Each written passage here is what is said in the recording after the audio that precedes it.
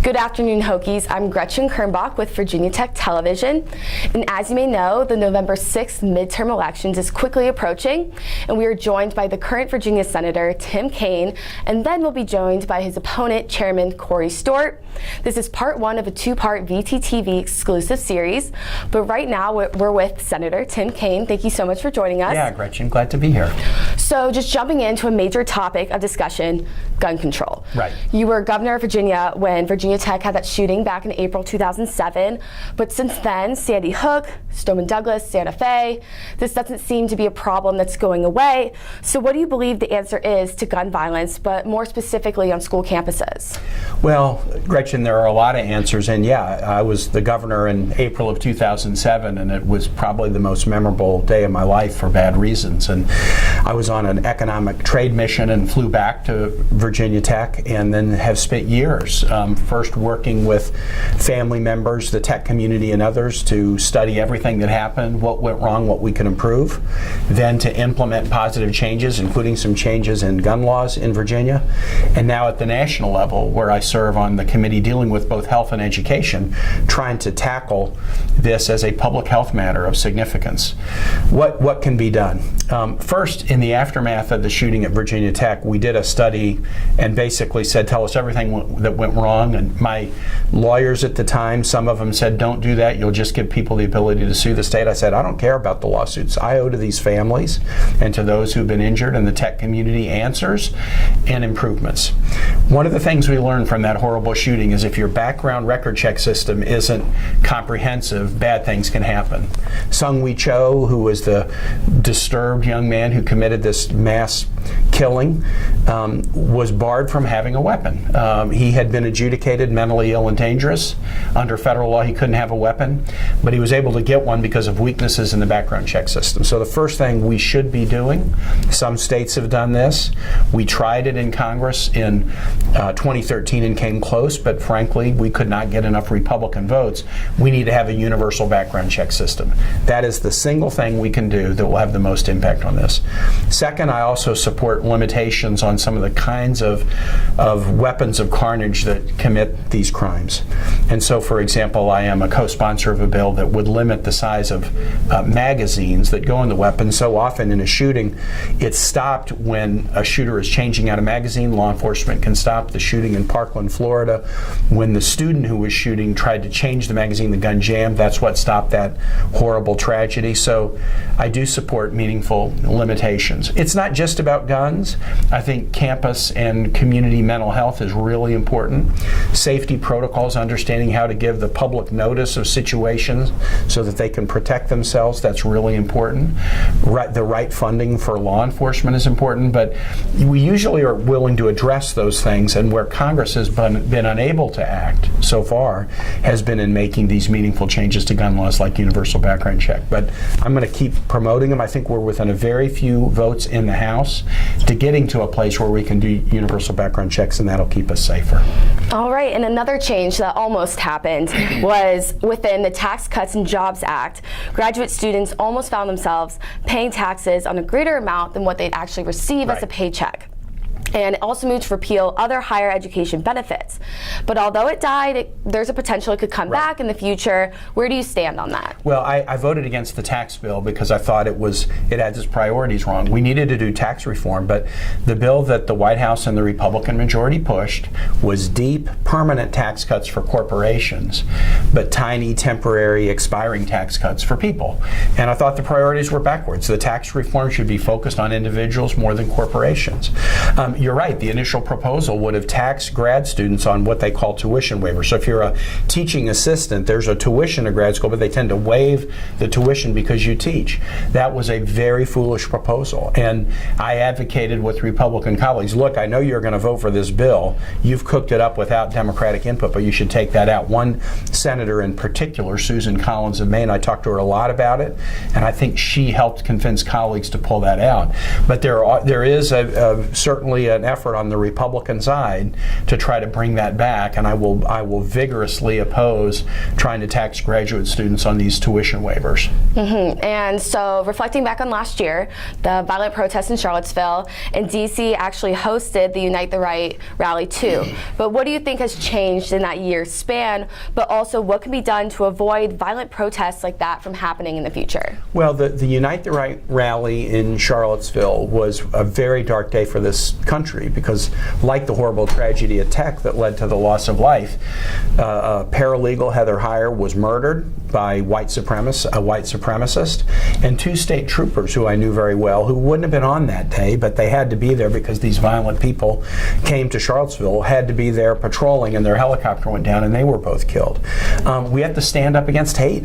Bottom line is people of goodwill need to stand up against hate, and we need to really practice the values that we teach. Virginia is for lovers, or so we say. We're not for haters. Virginia is about equality, that pivotal North Star value that Jefferson put into the Declaration of Independence. We have to stand for equality. We say we're a commonwealth. That means community. We have to act like a community. So the first thing that we have to do is leaders, everyday citizens, have to stand up against hate and division and instead embrace what I call the for all value, the last 2 words of the Pledge of Allegiance. We say we're for all, and we have to act like it. All right, and so you've been fighting to protect the Affordable Care Act, but why should we? Why should we support the Affordable Care Act? When the Affordable Care Act passed, the uninsured rate in this country has gone down to one of the lowest that it's ever been. Women can't get discriminated against in the premiums they're charged. Children can stay on family policies until they're 26. Nobody can be discriminated against based on a pre-existing health condition. So we have to preserve it, and that's a huge difference in the race. I want to preserve it. My opponent wants to repeal it. A repeal effort almost passed in the Senate a year ago, and it would have taken health insurance away from 20 to 30 million Americans. Instead, by saving the Affordable Care Act, we gave the Virginia legislature the ability this year to pass a Medicaid expansion that was part of the ACA, and 400,000 Virginians, many in Southwest Virginia, will get health insurance for the first time in their lives. So we need to maintain it, but we also need to improve health care, and I have a number of ideas, whether it's dealing with opioid addiction or moving even further to provide more coverage and bring down costs. We need to continue to improve. All right, and last question, why should college students, including freshmen who are just 18 years old, go out and vote? We don't really pay attention to tax cuts and tax rates, and sometimes our lives don't even exist outside the Blacksburg campus. So why should we vote? Well, when I talk to 18-year-olds, I have 3 20-somethings, so my kids are a little bit older than the 18-year-old. But when I talk to my kids and their friends, they care deeply about equality. If you care about equality to all, elections matter, and the 2 sides are different. If you care about the cost of education, you want affordable college, you want to have Pell and Stafford loan, votes and elections really matter to you. If you believe in science and are worried about climate change, for example, elections really matter to you. So the first reason to participate is because there's a huge difference between the candidates, there's a huge difference between the parties on issues that matter to young people. But the second reason to participate is there's not just a difference between the candidates, you make a difference. The elections in Virginia are close. They're close. We've had 2 statewide races in the last 10 years that have been decided by less than 500 votes. We had 1 legislative race last year that got decided essentially by coin flip because it was tied. Young people, when they participate, can be the difference maker in any election. I think sometimes young people know that on issues there are differences, but they sort of think, but do we make a difference? In a state like Virginia, where the elections are so close, I can tell you, young voters make a difference. So if you care about education costs, if you care about equality, if you care about science, if you care about health care, you actually have the ability to make a difference in the policies that we put in place. And that's why I think engagement is so important. And that's why I'm so happy to see last year in Virginia and this year too, so many young candidates, first-time candidates, active voting, volunteering, canvassing by college students and others. It's really important. All right, well, thank you, and that's all the time we have for today. This is Virginia Senator Tim Kaine, and our next interview is going to be with Chairman Corey Stewart. Great to be back at Virginia Tech. Thanks. And we are back for part 2 of our exclusive VTTV series. And now I'm here with Chairman Corey Stewart. So great to have you today. Great to be on. Well, you're from Prince William County, and you led an initiative that over 7,500 criminal illegal aliens were turned over for deportation. So if you were elected U.S. Senator, how will you take that in regard to illegal immigration in terms of the Commonwealth? Well, thanks for asking the questions. It's never been so relevant than it is today after the awful murder of Molly Tibbetts up in Iowa. So, you know, we put this policy in place, and now, by the way, it's 8,200 criminal illegal aliens. Now, let me just be very clear about who these folks are. These are people who have committed crimes in my community. We don't go out looking for illegal immigrants. We don't do anything like that.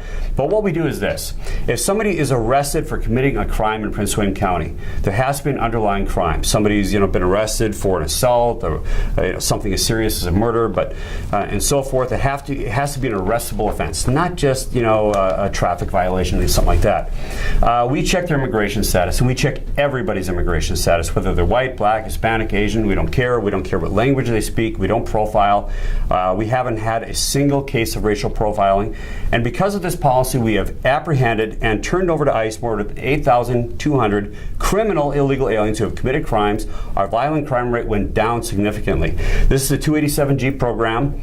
If we had been using this program across the country, Molly Tibbetts would be alive today, because typically when somebody commits a very serious crime, there's a lot of lead-up crimes to it. Somebody doesn't just wake up one day and commit a murder. Usually there's a series of crimes that lead up to it. And so the whole idea is, if somebody is here illegally and they commit a crime, instead of releasing them back into the community, turn them over to ICE, get them deported so they can't commit another crime against an American citizen. In regards to the immigration, you support President Donald Trump's fight to fund a wall. So where do you think you'll be pulling the means to fund and support such an infrastructure? Well, I mean, at the end of the day, it's $20 billion. I would support using that, or the defense budget. I think one of the most important things about national defense is national security. It means the national border. But the question really isn't how to fund it. The question is whether or not to have the wall, and that's been the big debate. And let me tell you why it's so important to have the wall. And that is, when somebody comes across the border illegally, immigration itself is good. I believe in immigration. My wife is an immigrant.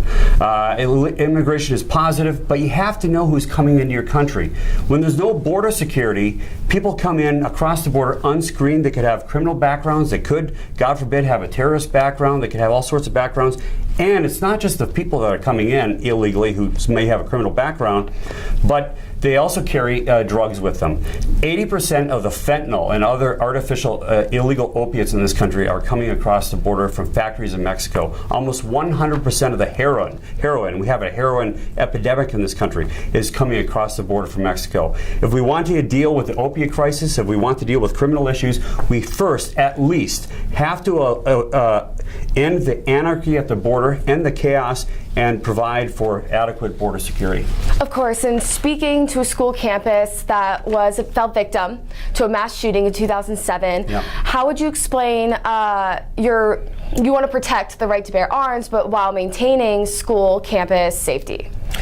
So I think that we have to, let me just ask this question, that not to you, but to the people who are watching this, and that is, what's the best way to protect you, your family, or anybody else? Is it with a sign that says, this is a gun-free zone? Of course, a criminal doesn't comply with a gun-free zone sign. In fact, that's almost like it's like an open invitation. It screams out that this is a soft target. Look, you can't protect our students. You can't protect our higher ed students like Virginia Tech or our kids in our K through 12 with signs. You can't do it. You have to have armed guards. We've done that in Prince William County. It's a school resource officer program. These are armed police officers. We have them now in every one of our middle schools and high schools in Prince William County. And now we are hiring retired police officers, and it's about half the cost to do that. So we're going to soon have officers or retired officers in every one of our elementary schools, middle schools, and high schools. And we need to do that at Virginia Tech as well. You already have armed security here, and you need it, because the only way to stop a gunman who's intent on murdering innocent people is to have armed protection. Okay. And you've made it known that you're pro-life. And so how will you rally Virginians behind defunding Planned Parenthood and placing more restrictions on abortion? Well, I think, when there's an abortion, I think there are two victims. It's the unborn baby and it's the mother. I've known people who are close to me. I've spoken to a lot of women who years ago had abortions and they've regretted it ever since. So I think that the country is waking up, especially with your generation. More and more young people are pro-life because they know it. Look, it's just a matter of seeing it, that an unborn baby, especially in the later terms of the pregnancy, this is a life. This is a human being that we're dealing with here. One of the things that we have to do is pass the pain-capable bill, which means that after 20 weeks rather, that only in extraordinary circumstances can there be an abortion. Senator Kaine voted against that bill. He should have voted for it because right now in the United States you can get an abortion right up to and leading up to the point of birth. All right, and so Virginia Tech is known for its Corps Cadets program. So those students, after they graduate, they're going to go work for our nation's military. Yep. And NOVA and the 757 are made up of lots of veterans. So how do you plan on aiding such veterans? Well, one of my staff members was a Corps Cadet, and it's a great program. Virginia is very, very blessed. We have 800,000 veterans living in the United States, in Virginia. That's almost 1 out of every 10 of everybody who lives of the population of Virginia. We receive more military funding than any other state in the Commonwealth of Virginia, but health care for those veterans, health care for the veterans is sorely lacking right now. You have to wait too long. Our veterans deserve the very best health care. I support, and the President supports as well, allowing veterans to choose a doctor with or without or outside of the VA system. All right, and last question. Why do you think college students should go out and vote? It's hard enough for us to get up in the morning to go to class. So what issues do you believe are the most pressing to young adults that we should pay attention to? Well, if you don't want to get up in the morning, the polls are open till 7 o'clock p.m. But let me just say this, and that is, I believe what Winston Churchill said, and that is, if you're not a liberal and you're under the age of 30, you have no heart. But if you're still a liberal after the age of 30, you have no brain. And the reason is that once you get out of college and you are living in somewhat of a bubble here, it's a great place to be. Your college years are your best years. You don't have to pay for anything. You got all your food, everything else like that. But once you're out, you're going to realize that when you get that first paycheck, and so many Virginia Tech, you got some of the most successful graduates in the country, great university, you're going to see that the federal and the state governments are taking a lot of your money, and you need that money to raise your family, buy a house, etc. And that's okay if the government is spending that money wisely on providing for a national defense, of providing health care for the poor, of building roads and schools. I mean, these are all good and lawful functions of our government, but you need to make sure that it's spent in a very wise way. I'm a fiscal conservative, and I'm also a very staunch hawk on protecting our constitutional rights, especially our First Amendment, our freedom of speech. It's under threat right now. It's not that somebody's trying to repeal the First Amendment, but effectively they're doing that through political correctness. It's up to your generation, it really is, to stand up against this. Political correctness is a bondage, and it's going to be up to your generation. A lot of people have given your generation a lot of grief. They've said you're soft and weak and everything else like that. I don't believe that for a minute. I think this is going to be a very tough, very strong generation that is going to help to restore our rights in this country. All right, well, thank you so much for coming in today. Remember, Hokies, go out and vote. Every vote counts. And thank you so much to the Collegiate Times, as well as the Young Democrats and the College Republicans at Virginia Tech for putting on the Senate Forum right here in Blacksburg.